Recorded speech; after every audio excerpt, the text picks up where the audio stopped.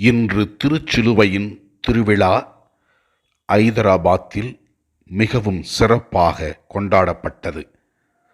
திருச்சிலுவையின் மகிமையும் திருச்சிலுவையின் வல்லமையும் மக்களுக்கு எடுத்துரைக்கப்பட்டது.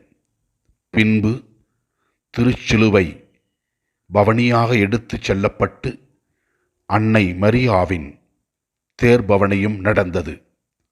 பல மக்கள் ஜெபித்து ஆசீர்வாதத்தையும் கடவுளின் அருளையும் பெற்றுக்கொண்டார்கள்.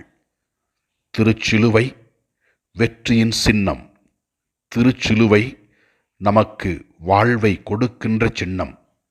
நம் வாழ்க்கையில் வருகிற கஷ்டங்கள், துன்பங்கள், நோய்கள், பிணிகள் இவற்றையெல்லாம் ஆண்டவரிடத்திலே நாம் ஒப்பு கொடுத்து ஜெபிப்போம்.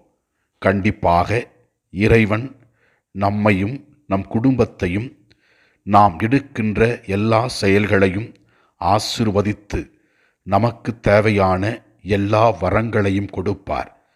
திருச்சிலுவையை நோக்கி நாம் ஜெபிப்போம்.